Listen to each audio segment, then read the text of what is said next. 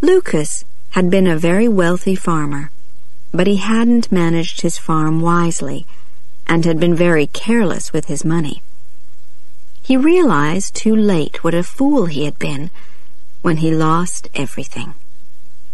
Now he and his wife lived in poverty in a tiny house, which could hardly be called a house. The cracks in the walls made it impossible to keep warm. Rain came in through the holes in the roof.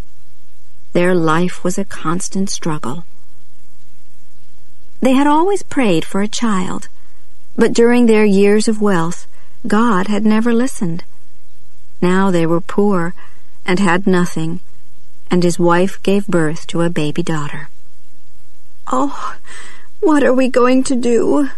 his wife cried. "We don't have food for ourselves. How are we going to take care of this poor little stranger?" "We'll find a way," Lucas said. "She's a gift from God, so He'll help us find a way. But first we must have her christened. We must ask someone to be our daughter's godmother." They had no relatives in the area, so Lucas went to ask their neighbor's wife. "My husband and I are only poor peasants like you. Why should we add your child to our list of money worries?" was her answer. Lucas returned home with the bad news. "What can you expect?" asked his wife sadly. "When we were rich, everyone wanted to know us and be our friends. Even the mayor invited us to his home. But now we have nothing, and not even a poor peasant woman will help us." She was very worried about their little baby. Winter was almost at its end, but it was still very cold.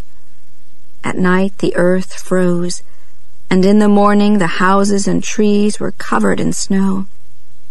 They had no clothes for their child, only old bits of cloth, and her bed was the cold, hard ground. Lucas's wife kissed their baby and cried, "My poor darling, my poor little darling." Then suddenly a happy thought came to her. She told Lucas to go and ask the mayor's wife to be their child's godmother. She was godmother to the mayor's child, and was certain that the mayor's wife would do the same for them. Lucas didn't feel so certain, but he went to ask her. With a heavy heart, Lucas walked past the fields and farm buildings that used to be his. He arrived at the mayor's house and gave his wife's good wishes to the mayor's wife. He then asked if she would be godmother to their child. "You know how hard things are at the moment," she answered. "Everyone's struggling. I can't afford to help someone as poor as you. Why are you asking me anyway? Isn't there someone else you could ask?" "Well, my wife is godmother to your child," he answered simply. "Oh, I see. So this is a debt that I have to repay, is it?" was her angry reply. "Is that the only reason your wife agreed to be our child's godmother? And tell me, what help is your wife to our child now when you have nothing? How dare you come to my home and insult me like this? I wouldn't be your child's godmother if you paid me in gold." Lucas left in tears. When he got home, he described what had happened at the mayor's house. His wife was desperately unhappy, but he told her not to be discouraged. He was going to take their child to the christening himself and ask the first person he met on the road to be her godmother. His wife, crying, wrapped their child in an old blanket to protect her from the winter winds and put her in her father's arms. Lucas dressed as warmly as he could and started on his journey. He carried his baby sadly but proudly along the road. After several hours, he saw an old woman, dressed in old, torn, dirty clothes, walking very slowly on her old, bent legs.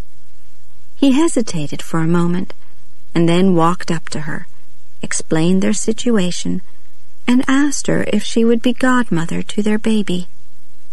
The old woman smiled warmly, took the tiny baby in her arms, and said, "Yes, of course I will. It will be an honor to be godmother to such a sweet little baby, whose father loves her so much." They continued together to the church. The priest was just getting ready to leave when his assistant hurried up to him and whispered that some people were arriving. "Oh, no," said the priest, who wanted to get home for his supper. "Who is it, and what do they want at this late hour?" "It's only Lucas," answered his assistant. "You know, the one who lost everything. He's as poor as the poorest peasant now." As they approached the church, the godmother saw that the assistant was whispering something unkind to the priest. So as they entered, she pulled from her old dress a golden ducat and pressed it into the priest's hand. The priest was amazed. He looked at the ducat, then at the old woman in her torn clothes. He then quickly whispered to his assistant to prepare for the baby's christening.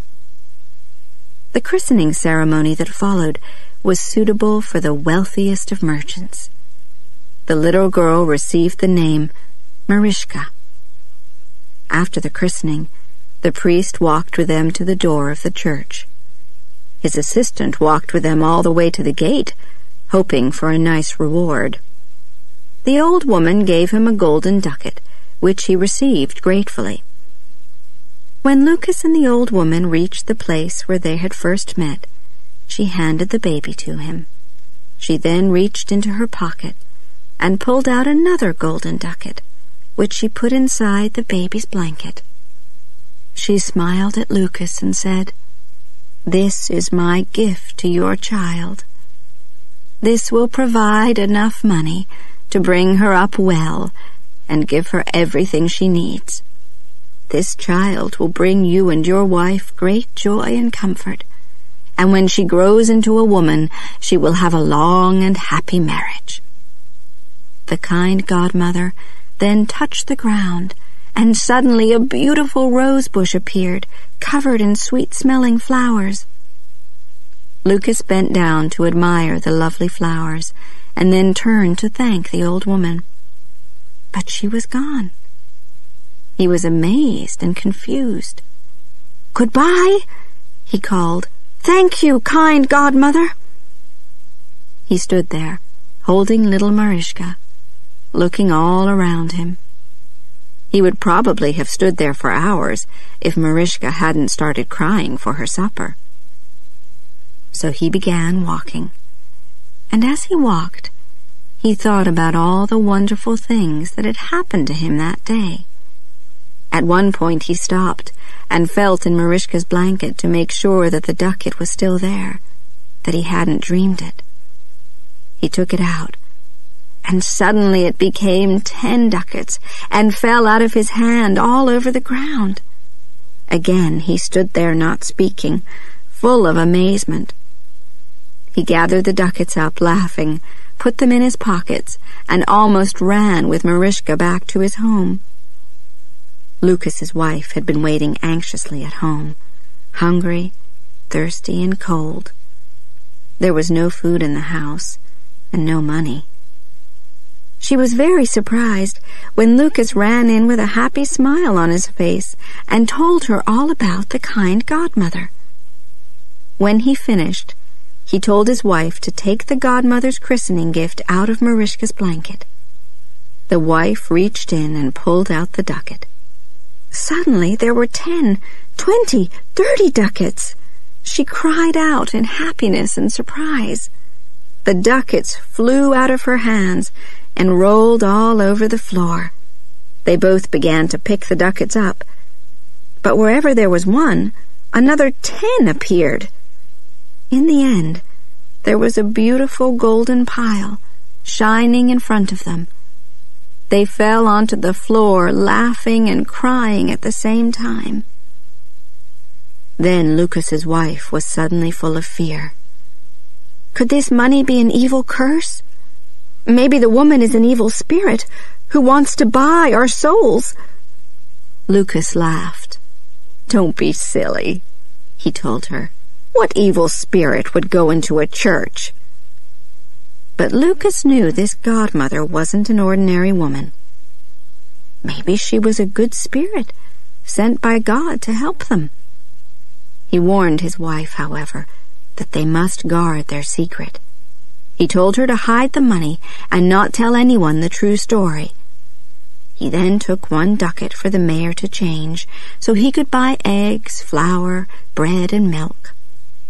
When he asked his wife what else he should buy, she immediately answered, "Our land, our house, our animals, our fields." "Tomorrow morning," Lucas replied happily. Then his wife became very serious and said, "But Lucas, please manage them more carefully this time." Lucas took her in his arms and told her quietly, "I promise to do this, for you and our child. I've been very silly and caused us much unhappiness and worry. But I've learned my lesson. Please believe me." He then left to get their supplies. While he was out, his wife sat holding her baby and dreaming happily about their future. After some time, Lucas returned with the mayor's servant, who was carrying buckets of fresh milk, a basket of eggs, and some wonderful cakes. "The mayor's wife sends her good wishes to you both, and has sent me to help you in any way I can," the servant told her. Lucas's wife thanked her, and watched as the servant then began preparing a fine soup for them on the fire. Lucas had also bought 3 soft feather beds, which he put by the fire. The next day, Lucas went to buy back their farm.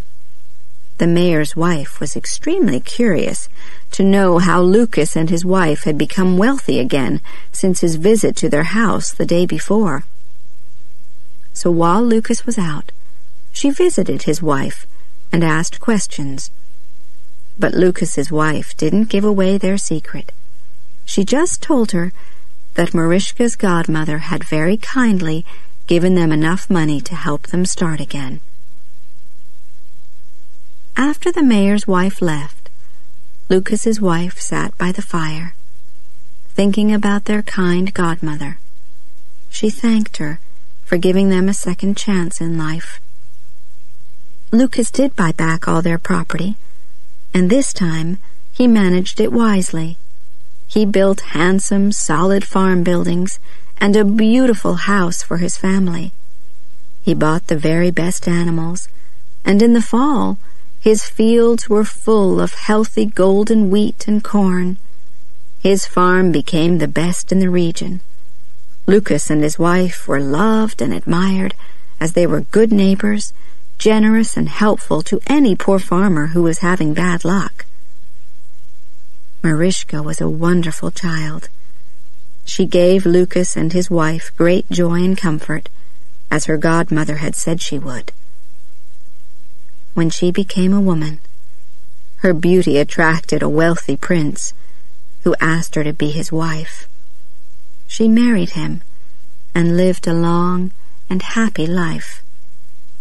Lucas and his wife grew old in good health. In the evenings they often sat by the fire and talked about the time when the kind godmother appeared and changed Lucas's luck.